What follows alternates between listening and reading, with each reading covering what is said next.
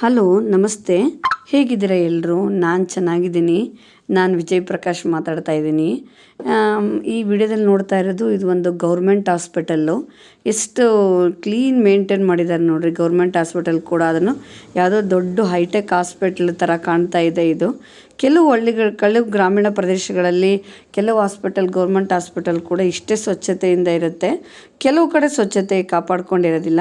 ಅದು ನಮ್ಮ ಜನಗಳು ನಮಗೆಲ್ಲ ನಮ್ಮ ದೃಷ್ಟಿಲೆಲ್ಲ ಗೌರ್ಮೆಂಟ್ ಹಾಸ್ಪಿಟ್ಲು ಅಂದರೆ ನೀಟ್ ಇರಲ್ಲ ಅಂತಲೇ ಬಂದುಬಿಟ್ಟಿರುತ್ತಲ್ಲ. ಇದ್ರ ಬಗ್ಗೆ ನಾನೊಂದು ವಿಡಿಯೋ ಮಾಡಿ ಹಾಕ್ತೀನಿ. ಇವಾಗ ನಾನು ಮಾಡಿರೋದು ಏನಕ್ಕೆ ವಿಡಿಯೋ ಮಾಡ್ತಾ ಇರೋದು ಅಂತ ಅಂದರೆ, ಒಬ್ಬ ಡಾಕ್ಟ್ರು ಒಂದು ಕ್ಯಾನ್ಸರ್ ಬಗ್ಗೆ ತುಂಬ ಚೆನ್ನಾಗಿ ಎಕ್ಸ್ಪ್ಲೇನ್ ಮಾಡಿದ್ದಾರೆ. ಅದು ಏನಂದರೆ, ಇದು ಸರ್ವೈಕಲ್ ಕ್ಯಾನ್ಸರ್ ಅಂದರೆ ಗರ್ಭಕೋಶದ ಕ್ಯಾನ್ಸರು ಮತ್ತು ಬ್ರೆಸ್ಟ್ ಕ್ಯಾನ್ಸರ್ ಬಗ್ಗೆ ತುಂಬ ಚೆನ್ನಾಗಿ ವಿವರಣೆ ಕೊಟ್ಟಿದ್ದಾರೆ.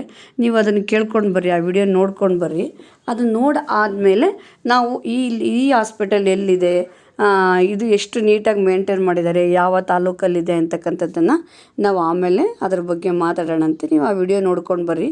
ವಿಡಿಯೋ ಕೊನೆಯವರೆಗೂ ನೋಡಿ. ವಿಡಿಯೋ ನೋಡ್ತಾ ಇರೋರೆಲ್ಲ ಒಂದು ಲೈಕು, ಶೇರು, ಸಬ್ಸ್ಕ್ರೈಬ್ ಮಾಡಿ ಅಂತ ಕೇಳ್ಕೊಳ್ತೀನಿ.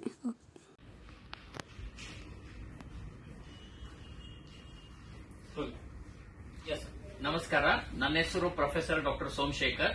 ನಾನು ಆಸ್ಟರ್ ಕ್ಯಾನ್ಸರ್ ಸಂಸ್ಥೆಯ ಗ್ಲೋಬಲ್ ಆಂಕಾಲಜಿ ತಜ್ಞ. ಇವತ್ತು ಅನ್ಫಾರ್ಚುನೇಟ್ ಇನ್ಸಿಡೆಂಟ್ ನೀವು ಕೇಳಿದ್ರಿ. ಮುಂದಿನ ವಾರ world cancer day, world health organisation. ಇಂಡಿಯಾದಲ್ಲಿ 2 ಕ್ಯಾನ್ಸರ್ ತುಂಬಾ ಕಾಮನ್.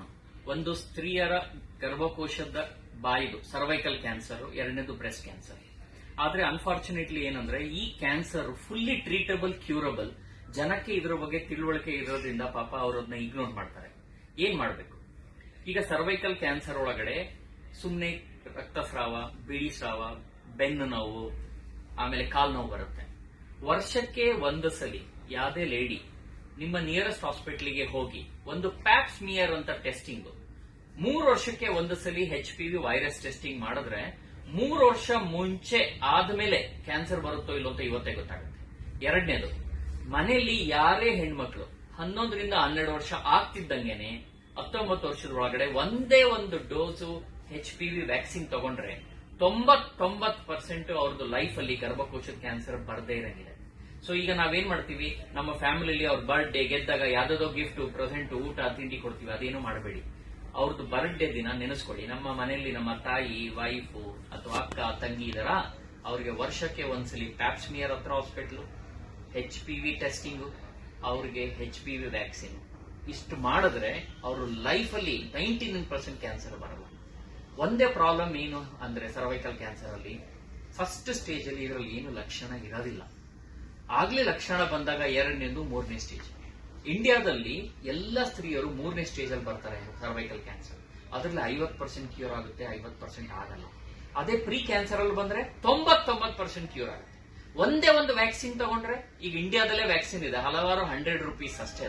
ಅದು ತಗೊಂಡ್ರೆ 99% ಕ್ಯಾನ್ಸರ್ ಬರೋದು ಪ್ರಿವೆಂಟ್ ಆಗುತ್ತೆ. ಸೊ ನಿಮ್ಮ ಮಾಧ್ಯಮ ಮುಖಾಂತರ ಎಲ್ಲರಿಗೂ ಏನ್ ಹೇಳೋದು ಅಂದ್ರೆ, ಹೈಜೀನ್ ಇಂಪ್ರೂವ್ ಮಾಡಿ, ವರ್ಷಕ್ಕೊಂದ್ಸಲಿ ಪ್ಯಾಪ್ಸ್ಮಿಯರ್ ಸ್ಕ್ರೀನಿಂಗ್ ಮಾಡಿ, 3 ವರ್ಷಕ್ಕೊಂದ್ಸಲಿ HPV ಟೆಸ್ಟಿಂಗ್ ಮಾಡಿ, ನಿಮ್ಮ ಹೆಣ್ಮಕ್ಳು 11 ವರ್ಷ ಆಗ್ತಿದ್ದಂಗೆ 1 ಡೋಸ್ ವ್ಯಾಕ್ಸಿನ್ ಕೊಡಿ. ನಿಮ್ಮ ಫ್ಯಾಮಿಲಿ ಲೈಫು, ಬೇರೆ ಎಲ್ಲ ಲೈಫು, ಬರ್ಡೇ ದಿನ ಬೆಸ್ಟ್ ಗಿಫ್ಟ್ ಕೊಡಿ ಅವರಿಗೆ. ನಮಸ್ಕಾರ. ಓಕೆ.